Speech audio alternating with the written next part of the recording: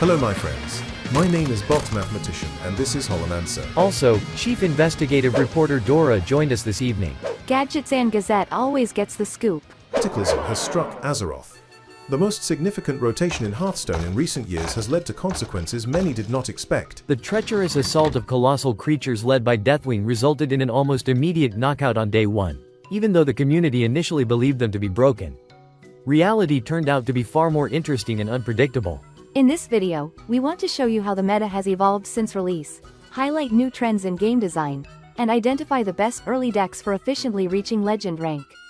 As always, we place a special focus on optimal decks for new and returning players, as well as for those with limited resources. We will provide early crafting recommendations, but if your resources are scarce, we strongly advise against rushing decisions, as upcoming balance changes may turn everything upside down.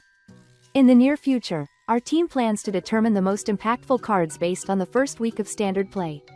So make sure to subscribe to the channel so you don't miss it. We would also appreciate a like if you find our review of the most effective decks helpful.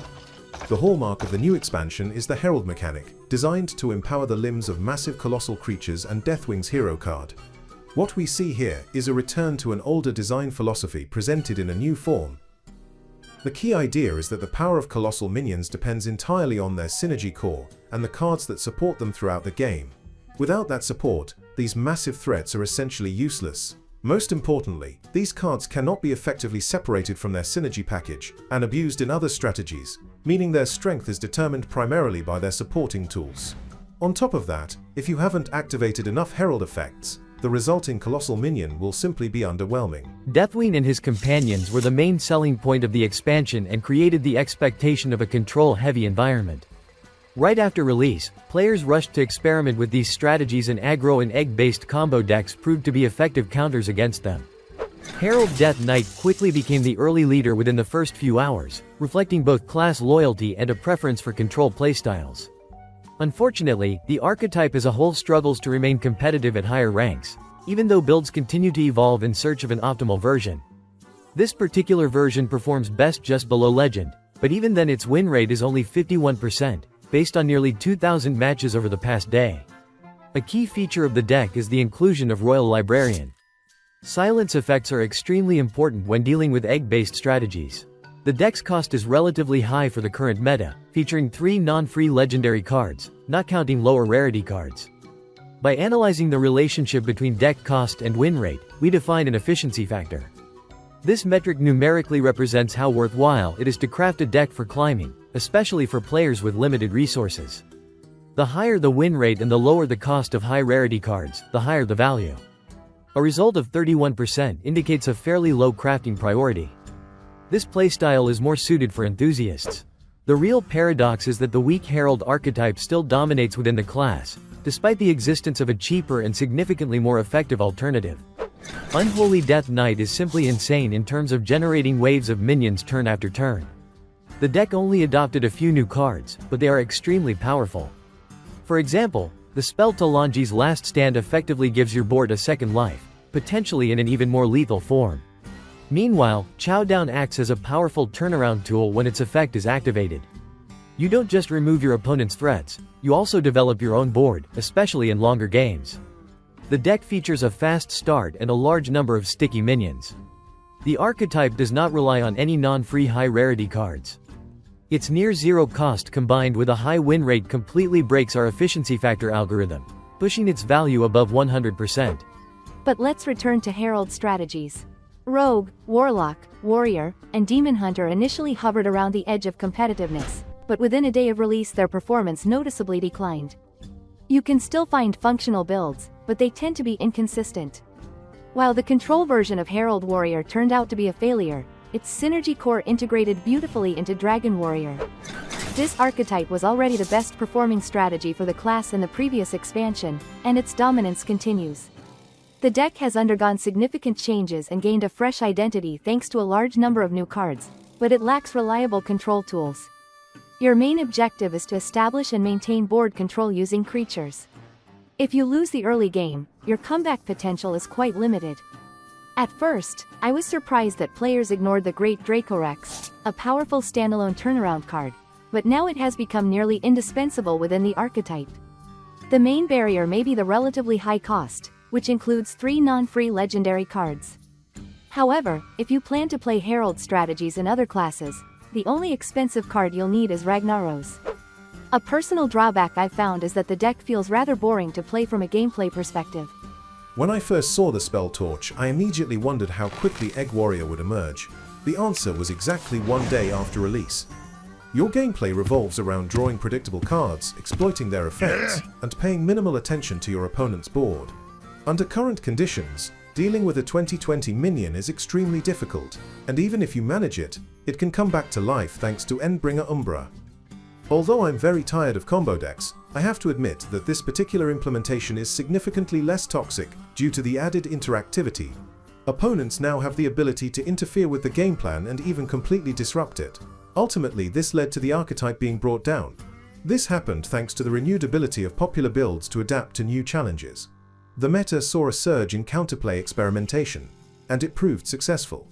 However, the triumph didn't last long. A few days ago, a new contender burst into the meta, Gladiator Warrior. The gameplay is completely different, but the core idea remains the same. The deck runs only 3 minions, which it summons through the spell Gladiatorial Combat, and then builds its entire strategy around exploiting their effects. At the very least, the deck includes some randomness and cannot guarantee summoning the optimal minion for the situation. But all 3 options are highly useful and versatile. Countering them with the available tools is extremely difficult. For example, Tortola becomes an almost impenetrable wall as early as turn 5, and opponents cannot weaken it with spells. Against aggressive decks, the Great Dracorex is an excellent option, and it can be revived over and over again. However, the most critical win condition revolves around abusing Isandra's effect. Shaman has the ability to counter this with Hex, but Warrior can mitigate the risk by destroying its own minion after summoning it or placing it into an egg. Unlike traditional egg strategies, the Gladiator archetype is far less interactive, and feels more like an alien element within the game. I genuinely struggle to understand how this deck fits into the new gameplay environment. The philosophy of exploiting specific effects with minimal interaction was a hallmark of the past few years. We never had the illusion that toxic playstyles would disappear entirely, but things were looking almost too good before Gladiator Warrior appeared.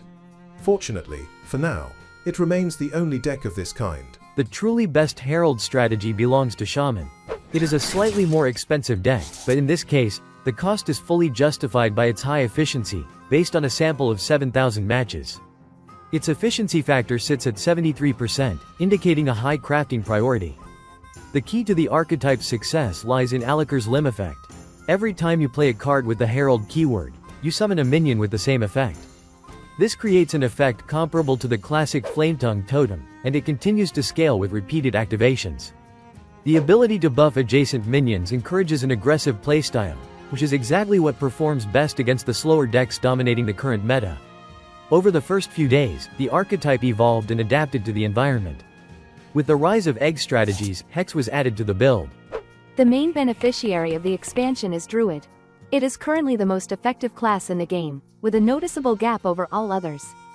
Once it became clear that most Herald strategies were not competitive enough, the class rapidly surged in both popularity and performance. The dominant strategy became Imbue. Its popularity reached nearly 25%, though fortunately it has begun to decline in recent days. You can find versions of the deck exceeding a 60% win rate at diamond ranks. Moreover, players continue to experiment with unexpected variations, suggesting that the strategy may continue to evolve. For now, we want to show you the most stable and popular version, with over 17,000 matches played in a single day on the climb to legend. Even with a slightly lower win rate due to its massive sample size, this deck also breaks our efficiency factor algorithm, as it does not use a single paid high-rarity card. From the new expansion, you only need Felwood Treant, and it is the card you should prioritize during the mulligan. This minion has already become a core piece for all class strategies, thanks to its ability to accelerate mana. In my opinion, this is the most consistent deck, because it almost guarantees a strong early and mid-game under any circumstances. It easily generates board presence, has powerful draw tools, comeback potential, resource generation, and scales like a snowball. Its main weakness is the lack of AoE effects, forcing you to constantly maintain board advantage. Shaladrasil is more of an optional inclusion, but it proves valuable in longer games or when facing egg strategies. If you're looking for something a bit more exciting, you can try the very niche Treant archetype. This strategy is quite effective, but due to its aggressive nature, it remains relatively unpopular. The deck utilizes a large number of new cards. Crystal Spine Cub is an ideal one-drop that scales rapidly, completely broken card. The spell Wildwood Circle is outright insane. You not only summon 2 minions but can also give all you board a second life through Death Rattle. Given the limited number of AoE effects in the meta, this card can make you nearly unstoppable. However, the true king of the deck is Wickerfan.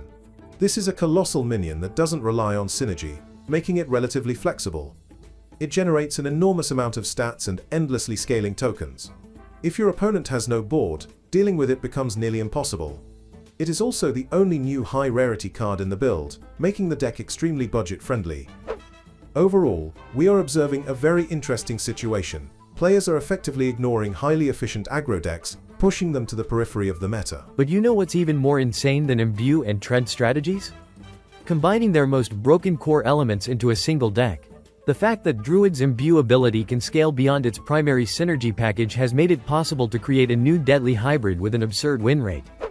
You're not just capable of securing an early game, you can achieve a truly explosive start that is incredibly difficult to deal with. The main goal is to generate tokens and buff them, and your hero power fully supports this game plan. Since the hero power scales independently, you can also rely on Malorn to carry you in the late game. This clearly highlights the contrast between design philosophies.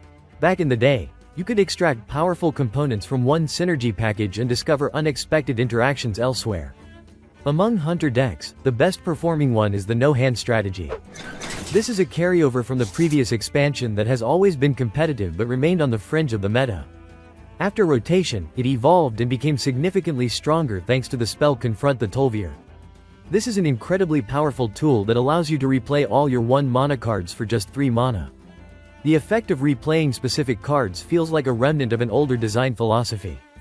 Unexpectedly, Gan, Cursed King found a place in the deck. Since the build primarily uses odd-cost cards, activating his effect is not difficult. The deck has a 57% win rate. It is relatively budget-friendly, consisting of 1 legendary and 4 epic cards, which results in a solid efficiency factor. Speaking of Demon Hunter, it's impossible not to mention Ashara Oceanlord, which players initially considered the best card of the expansion. In reality, Herald Demon Hunter has a win rate below 50%, and player interest at higher ranks is very low. The best performing Demon Hunter deck right now is No Minion. This archetype has been steadily improving over the previous phase of the expansion. After rotation, it only adopted 2 new cards. Essentially, it is a tempo deck with control elements and explosive minion generation tools. The legendary location Nespira Enthralled has started appearing more frequently in builds, even though players initially ignored it despite its promising reveal season expectations. The efficiency factor of this build is slightly above 50%. Still, the cost, 3 legendary cards, is quite high for a win rate that isn't particularly outstanding. Paladin entered the new year relying on the Imbue strategy, but was gradually replaced by a new variation of the Aura archetype. This is essentially a hybrid that combines multiple synergy cores, Aura effects, divine shields, and mechanics built around end-of-turn triggers. The deck made a strong initial impression but is now gradually losing both popularity and efficiency. Despite that, I found it very interesting from a gameplay perspective. The build can generate a large amount of value through complex interactions, but its activation requires planning and often involves risk. This makes the gameplay feel conventional and non-linear, and I really enjoy that. Unfortunately, that's the full list of decks we considered important to cover today. Rogue, Warlock, Mage and Priest do have effective builds within otherwise underperforming strategies, but in our opinion they remain too unstable for now. Herald Rogue is very popular. Players are trying to find competitive builds adapted to the current meta, and they do succeed to some extent, but the effectiveness tends to be short-lived. Its performance often depends on random cards generated through the limbs of the colossal Sinistra. The best mage strategy is Burn. This deck also surprised me with its non-linear gameplay. It has nothing in common with the traditional OTK strategies we're used to, where you could passively wait for a burst combo to finish your opponent. Early board presence, early control, and correctly identifying the moment when going face becomes your top priority are all crucial. Priest, on the other hand, is a bit concerning to me. It received some very powerful and potentially toxic interactions, and I'm almost relieved that it currently sits at the bottom. The best Warlock deck is Eggalok, a toxic combo strategy that follows the design philosophy of older Hearthstone. Throughout this video, we've highlighted how slower decks have adapted to counter such strategies, and it's encouraging to see that players now have the tools to fight back against these playstyles. Guys, it's time to move on to the conclusions. So what did Cataclysm ultimately do to Hearthstone? Personally, I feel like we've received an expansion that will spark a lot of heated discussion. It truly is a cataclysm, with consequences that may prove just as unpredictable as they once were in World of Warcraft. The gameplay changes that have occurred in just 1 week are massive. This is an entirely different Hearthstone, and that's both a good and a bad thing. I genuinely enjoy discovering new decks. They don't play the way they look at first glance. The game feels more complex now, with a much stronger emphasis on nuance and decision-making. The cost of mistakes has increased dramatically. This might even give the game a new push as a competitive esport. Gameplay has once again become centered around board control. I'm incredibly happy that overly linear turnaround cards are gone, and that Ziliax no longer decides the outcome of matches on its own. Primitive. That said, turnaround mechanics still exist, but in most cases they are harder to activate. They often require combining specific cards in the mid-game, and even then their impact is not always overwhelming at that stage. Just imagine, your hand can actually run out of cards, and you can no longer endlessly and effortlessly refill it from your deck. Resource generation has been significantly reduced, and the same applies to healing options. However, many design and balance decisions raise questions. Some cards feel significantly stronger than others, which creates confusion. The game is clearly not well balanced at the moment, but that is entirely inevitable given such a massive transformation that requires further tuning in real gameplay conditions. The most concerning issue is the low diversity of strategies and the lack of real meta development. Fortunately, the low cost of decks allows players to experiment with more strategies than ever before, but this does not fully solve the problem. The foundation of the meta was formed within the first few hours, after which it has only evolved very slowly. The game seems to have lost much of its potential for discovering unexpected interactions and creating truly creative strategies. And that was precisely one of the defining features of the wild, explosive Hearthstone we used to know. We warned our viewers that a return to the roots could lead to this outcome. We believed that players should be careful what they wish for, because wishes have a tendency to come true, and the result may be disappointing. The current competitive environment feels very one-dimensional compared to the unloved version of Hearthstone that we now seem to have lost for good. Personally, I'm enjoying these fundamentally new experiences. It was important for us to experience something different, and we finally achieved that. However, we never insisted that Standard itself needed this transformation, as we always believed that both the old and new design philosophies have their own significant strengths and weaknesses. Moreover, we suspected that many players tend to overestimate their attachment to the classic design philosophy without fully understanding what it actually entails. In the current situation, our main concern is how the broader audience, not professional players, will perceive this new design philosophy. Will a more traditional playstyle be engaging in the long run, or will it quickly become exhausting? These are complex questions that only time can answer. It's also important to acknowledge the courage of the development team and leadership. Such a radical overhaul of the game requires extraordinary boldness. In addition, the barrier to entry has been almost completely removed, allowing more players than ever to experience the game. All that remains is to hope that they fully understand what they are doing, recognize the new challenges, and are prepared to face them, rather than simply giving in to community pressure. To summarize everything we've said, as players we are very pleased to see Hearthstone return to its roots. However, as content creators, we are seriously concerned about how the broader audience will receive this transformation in the long term. We understand that such a radical shift will change many things, including for the worse, and we are not sure that all players will be willing to pay that price for this experience. You can help dispel our doubts. Share your thoughts and impressions about the current state of Standard. Are you personally satisfied with what you've received? Which archetype did you enjoy the most, and which one frustrates you? Let us know your thoughts below and join the polls in your community tab. Remember to like, subscribe, and hit the bell icon to support our content and stay updated. Finally, we want to express our boundless gratitude to our sponsors. Dear friends, your help is invaluable. We will be grateful for any support. Okay, that's all for today. Thank you for spending this time with us. We really hope that we will have the opportunity to get in touch in the next video. Take care of yourself. And never give up.